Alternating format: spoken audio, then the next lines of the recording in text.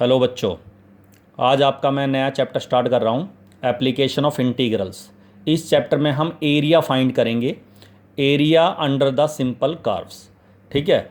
जैसे ये एग्जांपल देखो किस तरीके से एरिया हम फाइंड करेंगे। मान ले कोई कर्व है, ये मैंने एग्जांपल लिया जस्ट ऐसे ही, y बराबर एफ एक्स। ये पैराबोला ड्रा किया हुआ है मैंने, और ये स्टैंडर्ड फॉर्म ऑफ पैराबोला नहीं है। मतलब स्टैंडर्ड फॉर्म ऑफ पैराबोला वो होते हैं जो ओरिजिन से ड्रा करते हैं। ठीक है, ये मैंने वैसे पैराबोला ड्रा किया हुआ है। कोई कर्व है, कोई भी हो सकता है। तो इस कर्व के और एक्स एक्सिस के बीच का आपको एरिया फाइंड करना है। ठीक है। और फ्रॉम ए टू बी, ये जो लाइन है एक्स बराबर ए, एक्स बराबर बी, ये ऑर्डिनेट्स हो गए दोनों। ठीक है। तो ये ए से लेकर बी तक कर्व और एक्स एक्सिस के बीच का एरिया आपको फाइंड करना है। तो आप इंटीग्रेट कर देंगे, लिमिट आप यूज़ करेंगे ए से बी तक, ए और बी, और जिस कर्व और एक्स एक्सिस के बीच का एरिया निकालना है तो उस कर्व को इंटीग्रेट कर देंगे। कर्व की जो वाई की वैल्यू एफ एक्स, वाई बराबर एफ एक्स होगा, एफ एक्स को इंटीग्रेट कर देंगे विद रिस्पेक्ट टू एक्स, क्योंकि फंक्शन इन एक्स होना चाहिए। With respect to x integrate करेंगे तो, और with respect to x c क्यों लिया हमने? क्योंकि अगर हमें कर्व और एक्स एक्सिस के बीच का एरिया लेना है, एक्स एक्सिस तक लेना है एरिया, तो हमेशा with respect to x integrate करेंगे। ठीक है। या फिर इनका दो वाई को इंटीग्रेट करेंगे विद रिस्पेक्ट टू एक्स, लेकिन वाई को एक्स के रिस्पेक्ट में नहीं करते हम इंटीग्रेट। तो जो वाई की वैल्यू होगी, जैसे y equal to x square है, वाई बराबर एक्स क्यूब है, या वाई बराबर एक्स स्क्र प्लस वन है, तो यहाँ लिखेंगे एक्स, वाई की जो वैल्यू होगी x square plus one D x, या वाई बराबर एक्स क्यूब है तो एक्स क्यूब डी एक्स। ठीक है ना। तो इंटीग्रेट करेंगे ए से बी तक, तो ये एरिया आ जाएगा कर्व और एक्स एक्सिस के बीच का area from a to b. ठीक है, ए से लेकर बी तक। इसी तरह अगर एरिया आपका फर्स्ट या सेकंड क्वाड्रेंट में है, फर्स्ट क्वाड्रेंट में है, सेकंड क्वाड्रेंट में है, तो दोनों ही क्वाड्रेंट में आप सबको पता है वाई जो होता है, वाई की जो वैल्यूज होती है ऊपर की तरफ फर्स्ट और सेकंड क्वाड्रेंट में पॉजिटिव होती है। तो इसका मतलब अगर ये एरिया आपका सेकंड क्वाड्रेंट में भी है तब भी ऐसे इंटीग्रेट करेंगे। कर्व को बस वैल्यू आप नेगेटिव है तो नेगेटिव से स्टार्ट हो जाएगी। ठीक है। अच्छा, उसके बाद अगर फर्स्ट क्वाड्रेंट में है तो तब भी ऐसे ही करेंगे। लेकिन अगर आपका ये एरिया थर्ड या फोर्थ क्वाड्रेंट में चला जाता है, थर्ड क्वाड्रेंट में आ जाए चाहे फोर्थ क्वाड्रेंट में आ जाए, जैसे मैंने फोर्थ क्वाड्रेंट का एग्जांपल लिया है, तो आप इंटीग्रेट करेंगे ए से लेकर बी तक, जहां तक एरिया लेना है आपको। ठीक है। और इस कर्व को इंटीग्रेट करेंगे, लेकिन आप सबको पता वाई नीचे की साइड क्या होता है, थर्ड और फोर्थ क्वाड्रेंट वाई की वैल्यू क्या होता है, नेगेटिव। तो आप इसको वाई की वैल्यू को माइनस से मल्टीप्लाई करके इंटीग्रेट करेंगे ताकि ये एरिया जो आए पॉजिटिव आए, क्योंकि वाई ऑलरेडी नेगेटिव है, और नेगेटिव है तो नेगेटिव वैल्यू को माइनस से मल्टीप्लाई करेंगे तो पॉजिटिव हो जाएगा। या इसको मोड में ले लो पूरे एरिया को, क्योंकि एरिया का भी नेगेटिव नहीं लेते। क्लियर है यहाँ तक? थर्ड क्वाड्रेंट में आएगा तब भी माइनस से मल्टीप्लाई करेंगे।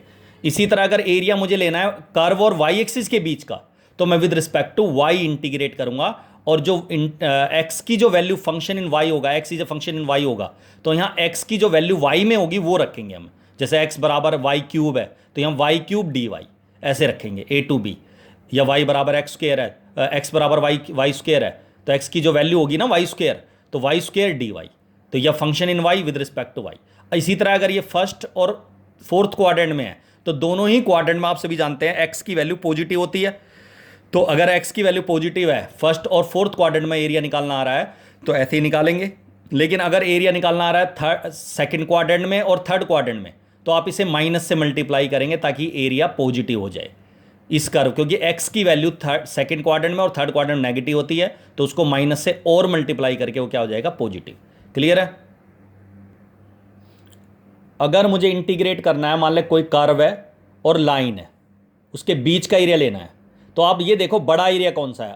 ऑब्वियस है बड़ा एरिया इस कर्व का है, एक्स एक्सिस तक ये वाला एरिया, ये वाला एरिया जो है बड़ा है। मतलब ये वाला एरिया अगर मैं कवर कर रहा हूं तो ये वाला एरिया क्या हो गया, आपका कर्व का एरिया हो गया। तो with respect to A to B F X D X, A से लेकर बी तक इस एफ एक्स को इंटीग्रेट कर देंगे तो ये पूरा एरिया आ जाएगा। लेकिन आपको ये वाला एरिया नहीं चाहिए, नीचे वाला, तो इस एरिया को आप माइनस कर देंगे, इतने एरिया को, ये जो लाइन का एरिया है, लाइन की जो कर्व है, ठीक है, विद रिस्पेक्ट टू एक्स। तो या तो इंटीग्रेशन का साइन अलग अलग डाल दो, इसके जी एक्स के आगे भी ए टू बी लिमिट लेके जी एक्स डी एक्स, मतलब ये वाला एरिया अलग कंसीडर कर लो, या एक साथ ही लिमिट, क्योंकि दोनों जो एरिया लेना है मुझे कर्व का वो भी ए से बी तक है, और जो एरिया लाइन का नहीं लेना, लाइन का एरिया नहीं लेना, लाइन और एक्स एक्सिस के बीच का एरिया नहीं लेना, तो उसको माइनस कर दो।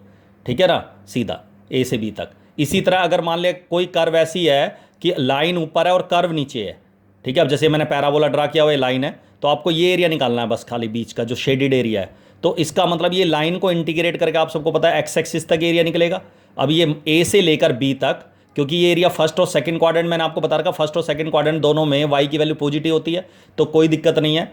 आप ए से बी लिमिट ले लेंगे और इस वाई की जो वैल्यू है लाइन की जी एक्स वो रख देंगे, उसमें से आप माइनस कर देंगे ये दोनों जो छोटे पार्ट हैं, ये वाला पार्ट भी और ये वाला पार्ट भी, दोनों पार्ट किसके पैराबोला के एरिया हैं। तो आप सीधा ए से जीरो और जीरो से बी दो अलग अलग पार्ट्स में इसको माइनस कर सकते हैं, या ए से लेकर बी तक सीधा पैराबोला को माइनस कर दो, क्योंकि पैराबोला को इंटीग्रेट करके जो एरिया निकलेगा वो यही निकलेगा जो ब्लैंक एरिया है। तो ये जो दो एरिया हैं जो टिक करे हुए मैंने, ये दोनों एरिया माइनस हो जाएंगे, तो माइनस सीधा एफ एक्स कर दो, पैराबोला की इक्वेशन को माइनस कर दो ए से लेकर बी तक with respect to x integrate, क्योंकि एक्स एक्सिस की डायरेक्शन में निकालना एरिया, तो इसको ये एरिया आ जाएगा। अब एरिया तो हमने पढ़ लिया, बेसिक कंसेप्ट किस तरीके से एरिया निकालेंगे।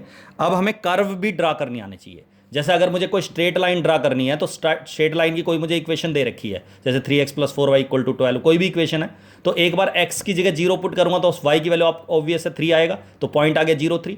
y अगर 0 रखूंगा तो x की वैल्यू 4 आ जाएगी, तो पॉइंट आ गया 4 0।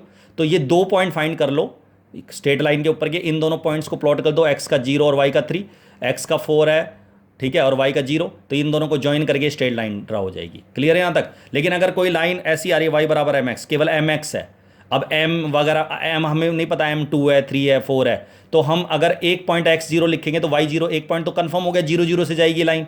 लेकिन अगर मुझे x1 लेता हूँ तो y की वैल्यू m आएगी। अब m1 है 2 है या -2 है -3 है क्या है, तो वो डिपेंड करेगा। मान लो y की वैल्यू m की वैल्यू 3 है, तो यहाँ ले लेंगे 1 2 3 करके, तो उस हिसाब से y ये लाइन आ जाएगी। अगर m कुछ और लेता हूँ तो ये अलग आ जाएगी, कुछ और लूँगा नहीं, और नेगेटिव m की वैल्यू नेगेटिव तो इधर ऐसे ड्रा होगी। तो इसका मतलब लाइन जो होगी y = mx वाली लाइन, ओरिजिन से जाने वाली लाइन होगी। आप इनमें से कोई भी एग्जाम्पल ड्रा करेंगे तो सब सही है। क्लियर है यहाँ तक, क्योंकि m की वैल्यू हमें नहीं पता, 2 है 3 है 4 है 5 है क्या है, या -1 है, ठीक है। इसी तरह अगर हमें सर्कल ड्रा करना है तो सर्कल की स्टैंडर्ड फॉर्म पढ़ी थी हमने 11th में, x - h का whole square plus y - k का whole square equal to r square. तो सब आपको पता था x में से जो माइनस करते हैं वो h होता है, y में से जो माइनस करते हैं k होता है, और h के जो पॉइंट है कोऑर्डिनेट है, ये जो x कोऑर्डिनेट y कोऑर्डिनेट है, ये सेंटर हो गया, सेंटर के कोऑर्डिनेट्स हो गए, और रेडियस होगी हमारी r, ये स्क्वायर होता है तो इसका रूट लेने पर r आएगा। तो इसी तरह ये सर्कल है जी x² + y² = a²। अब सेंटर इसमें से पता है 0 0 है, क्योंकि x - 0 का स्क्वायर है, y - 0 का होल स्क्वायर है ये, और रेडियस a होगी, तो रेडियस a होगी, तो 0 0 सेंटर हो गया। चारों तरफ से ये इधर +a, इधर -a, इधर -a प्लॉट करके ये जो सर्कल चारों तरफ से ड्रा कर दोगे तो ये आपका सर्कल आ गया। अगर यहाँ a की जगह कुछ और है, जैसे 16 है, तो 16 मतलब 4 का स्क्वायर हो गया, तो यहाँ 4, यहाँ +4, यहाँ -4, यहाँ -4, चारों तरफ से प्लॉट करके सर्कल आ जाएगा। लेकिन अगर कोई इक्वेशन ऐसी आ रही है x² + y² = 8x, अब 8x इधर भी x आ गया, तो इसका सेंटर 0 0 नहीं है। इस x की अगर एक से ज़्यादा वैल्यू आ रही है, y की एक से ज़्यादा वैल्यू आ रही है, तो उनको परफेक्ट स्क्वायर बनाना है। x² के साथ 8x लिख दो, y² ऐसे कैसे = 0, 8x है तो 8 को 2 से डिवाइड करेंगे तो 4 आएगा, 4 का स्क्वायर जोड़ दो, घटा दो, 4 का स्क्वायर ऐड कर दो, और 4 का स्क्वायर माइनस कर दो, y² ऐसा कैसा, तो ये a² b² - 2ab x - 4 का होल स्क्वायर हो गया, y² ऐसा कैसा, और ये जो -4 का स्क्वायर है ये = हो जाएगा, प्लस हो जाएगा। अब इससे देख के पता से कंपेयर करता हूँ तो h की वैल्यू 4 है और k की वैल्यू 0 है, क्योंकि y का स्क्वायर है खाली, तो सेंटर हो गया 4 0, रेडियस होगी 4। अब इसको प्लॉट करेंगे ऐसे 1 2 3 4, ये सेंटर हो गया, और रेडियस 4 का मतलब 1 2 3 4, 8 से जाएगी इधर, इधर 0 से, इधर 4, y का 4, इधर y का -4, चारों तरफ से ये साइन डाल के मतलब पता करके कि कहाँ कहाँ से जाएगी, फ्री हैंड से एक सर्कल ड्रा कर दो। क्लियर है यहाँ तक। तो ये सर्कल ड्रा कर दो, चाहे इस प्रकार कंपास का यूज़ कर लो, चाहे कैसे कर लो, ठीक है। इस तरीके से सर्कल ड्रा करेंगे, सेंटर रेडियस के हिसाब से सर्कल ड्रा होता है हमारा। उसके बाद आता है जी पैराबोला। पैराबोला की 2 टाइप स्टैंडर्ड फॉर्म होती है ज़्यादातर, और हम स्टैंडर्ड फॉर्म ही पढ़ेंगे। स्टैंडर्ड फॉर्म का मतलब जिनका ऐसे पैराबोला जिनका वर्टेक्स 0 0 होगा, जो वर्टेक्स 0 0 से ही जाएंगे। तो एक होता है y² = 4ax, एक होता है x² = 4ay। अगर y² = 4ax है तो ये अलॉन्ग एक्स एक्सिस होता है, positive side of x axis, ठीक है। वर्टेक्स 0 0 होता है, फोकस a0 होता है, और फोकस से जाने वाली परपेंडिकुलर लाइन जो होती है उसको लेटेस्ट रेक्टम लाइन बोलते हैं। इसी तरह अगर x² = 4ay है तो वो अलॉन्ग y एक्सिस होता है, positive direction of y axis, focus वही 0a हो गया, और वही लाइन जो फोकस से जाएगी उसको हम बोलेंगे लेटर सेक्टम। अच्छा, एक और बात, अगर यहाँ -4ax है, y² = -4ax, तो ये negative direction of x axis आ जाएगा, इस तरह का पैराबोला आ जाएगा। क्लियर है यहाँ तक। इसी तरह यहाँ माइनस आ जाएगा -4ay, तो ये negative direction of y axis negative direction आ जाएगा। क्लियर है यहाँ तक, ये पैराबोला है। इसी तरह 2 इक्वेशन होती है जी एलिप्स की, एक होती है x² + a² + y² / b² = 1, a बड़ा है अगर b से, और दूसरी होती है सेम इक्वेशन लिखी है मैंने, x square by a square plus y square by b square equal to 1, लेकिन ए छोटा है बी से। मतलब सीधी सी बात है, एक्स के नीचे बड़ी वैल्यू है तो फर्स्ट टाइप, वाई के नीचे बड़ी वैल्यू है तो सेकंड टाइप। ठीक है, एक्स के नीचे बड़ी वैल्यू तो फर्स्ट टाइप, वाई के नीचे बड़ी वैल्यू तो सेकंड टाइप। अब एक्स के नीचे जो वैल्यू होगी, जैसे ए का स्क्वायर है तो ए लेना है, स्क्वायर को छोड़ के ए प्लॉट करो एक्स एक्सिस पे, ए जीरो इधर माइनस ए जीरो। वाई के नीचे बी का स्क्वायर है तो बी लेना है वाई एक्सिस पे, zero b zero minus b, और इसको प्लॉट इनको चारों को ज्वाइन करके इलिप्स ड्रा हो जाएगा। तो इसके जो इसको मेजर एक्सिस बोलते हैं, बड़ा एक्सिस, ये माइनर एक्सिस हो गया।